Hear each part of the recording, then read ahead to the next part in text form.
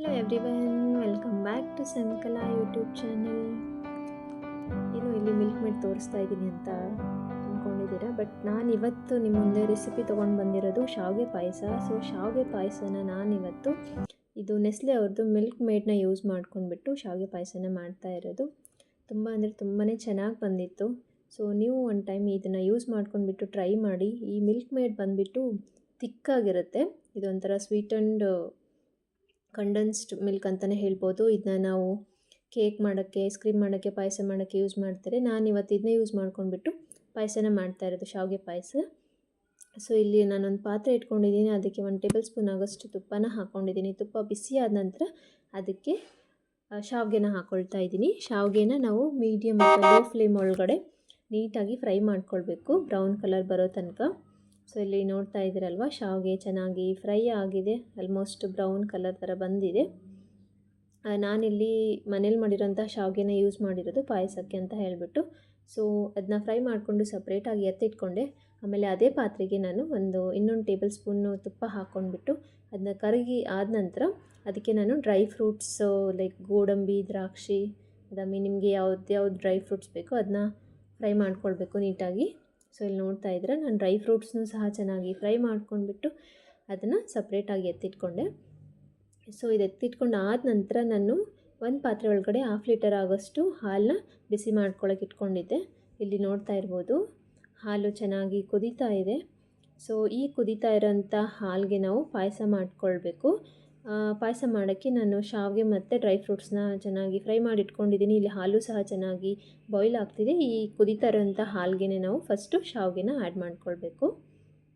So ಶಾವಿಗೆ ಹಾಕಿದ ನಂತರ ಇದನ್ನು ಆಲ್ಮೋಸ್ಟ್ ಒಂದು 5 to 6 ಮಿನಿಟ್ಸ್ ಆದರೂ ನೀಟಾಗಿ ಕುದಿಸ್ಕೊಳ್ಬೇಕು, ಶಾವಿಗೆ ಕಂಪ್ಲೀಟಾಗಿ ಮೆತ್ತಗಾಗೋ ತನಕ. ಸೊ ಇಲ್ಲಿ ನೋಡ್ತಾ ಇದ್ದೀರಲ್ವ, ಶಾವಿಗೆ ಚೆನ್ನಾಗಿ ಕುದೀತಾ ಇದೆ. ಎಷ್ಟು ಹಾಲು ಹಾಕ್ಕೊಳ್ತೀರ ನೀವು ಅಷ್ಟು ಚೆನ್ನಾಗಿ ಪಾಯಸ ಬರುತ್ತೆ.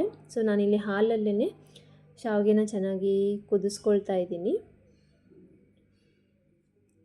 ಸೊ ಯೂಶ್ವಲಿ ಸ್ವೀಟ್ಸ್ ಅಂದರೆ ಯಾರಿಗಿಷ್ಟ ಇರಲ್ಲ ಹೇಳಿ.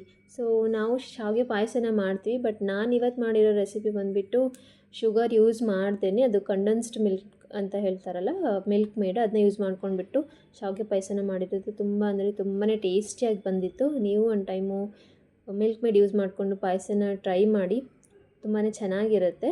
ಸೊ ಇಲ್ಲಿ ನೋಡ್ತಾ ಇದ್ರಲ್ವ, ಶಾವಿಗೆ ಚೆನ್ನಾಗಿ ಕುದ್ದಿದೆ ಹಾಲೊಳಗಡೆ. ಅದಕ್ಕೆ ನಾನು ಫ್ರೈ ಮಾಡಿ ಇಟ್ಕೊಂಡಿರೋಂಥ ಡ್ರೈ ಫ್ರೂಟ್ಸ್ನೂ ಸಹ ಹಾಕ್ಕೊಂಡಿದ್ದೀನಿ.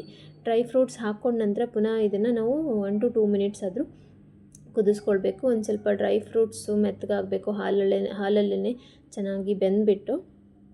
ಸೊ ಇಲ್ಲಿ ನೋಡ್ತಾ ಇದ್ದೀರಲ್ವ, ಹಾಲು, ಶಾವಿಗೆ ಆಮೇಲೆ ಡ್ರೈ ಫ್ರೂಟ್ಸು ಚೆನ್ನಾಗಿ ಬಾಯ್ಲ್ ಆಗಿದೆ. ಸೊ ಈ ಬಾಯ್ಲ್ ಆಗಿರೋಂಥ ಹಾಲಿಗೆ ನಾವು ಚೆನ್ನಾಗಿ ಜಜ್ಜಿಟ್ಕೊಂಡಿರೋಂಥ ಏಲಕ್ಕಿ ಪುಡಿನೂ ಸಹ ಆ್ಯಡ್ ಮಾಡ್ಕೊಳ್ಬೇಕು.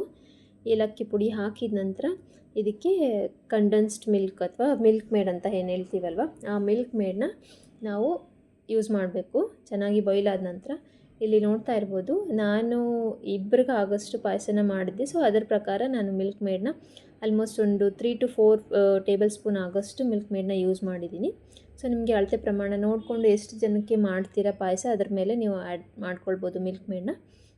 ಸೊ ಮಿಲ್ಕ್ ಮೇಡ್ ಹಾಕಿದ ನಂತರ ಇದನ್ನು ಪುನಃ ನಾವು ತಿರ್ಸ್ಕೊಳ್ಬೇಕು. ತಿರ್ಸ್ಕೊಂಡಾದ ನಂತರ 1 to 2 ಮಿನಿಟ್ಸು ಲೋ ಫ್ಲೇಮಲ್ಲಿ ಇಟ್ಬಿಟ್ಟು ಪುನಃ ಕುದಿಸ್ಕೊಳ್ಳಿ ಇದನ್ನ. ಸೊ ಇಷ್ಟು ಮಾಡಿದ್ರೆ ಶಾವಿಗೆ ಪಾಯಸ ರೆಡಿ ಟು ಸರ್ವ್. ಹೋಪ್ ನಿಮಗೆ ಈ ಶಾವಿಗೆ ಪಾಯಸ ಮಿಲ್ಕ್ ಮೇಡ್ ಯೂಸ್ ಮಾಡಿಕೊಂಡು ಮಾಡಿರೋ ಅಂತಹ ಶಾವಿಗೆ ಪಾಯಸ ರೆಸಿಪಿ ಇಷ್ಟ ಆಯಿತು ಅಂತ ಅಂದ್ಕೊಳ್ತೀನಿ. ಹೋಪ್ ನೀವು ಈ ರೆಸಿಪಿನ ಟ್ರೈ ಮಾಡ್ತೀರಾ ಅಂತ ಭಾವಿಸ್ತೀನಿ. ಸೊ ನೋಡ್ತಿದ್ದೀರಲ್ವ, ಮಿಲ್ಕ್ ಮೇಡ್ ಹಾಕಿದ ತಕ್ಷಣ 1 to 2 ಮಿನಿಟ್ಸ್ ನಾನು ಬಾಯ್ಲ್ ಮಾಡ್ಕೊಂಡಿದ್ದೀನಿ. ಹಾಲಿಂದ ಆಲ್ಮೋಸ್ಟ್ ಕೆನೆ ಎಲ್ಲ ಬಂದಿರುತ್ತೆ ಮೇಲ್ಗಡೆ. ಆಮೇಲೆ ಮಿಲ್ಕ್ ಮೇಡ್ ಯೂಸ್ ಮಾಡೋದ್ರಿಂದ ನೀವು ಶುಗರ್ ಅಥವಾ ಬೆಲ್ಲ ಏನು ಯೂಸ್ ಮಾಡೋದು ಬೇಕಾಗಿಲ್ಲ, ಬಿಕಾಸ್ ಅದರಲ್ಲೇ ಆಲ್ರೆಡಿ ಸ್ವೀಟ್ ಅಂಶ ಇರುತ್ತೆ. ಸೊ ಅದರ ಸಲುವಾಗಿ ಅದು ಸ್ವೀಟ್ನ ಎಕ್ಸ್ಟ್ರಾ ಯೂಸ್ ಮಾಡ್ದೇ ಜಸ್ಟ್ ಮಿಲ್ಕ್ ಮೇಡ್ ಯೂಸ್ ಮಾಡ್ಕೊಂಡ್ಬಿಟ್ಟು ಪಾಯಸನ ರೆಡಿ ಮಾಡ್ಕೊಳ್ಬೋದು.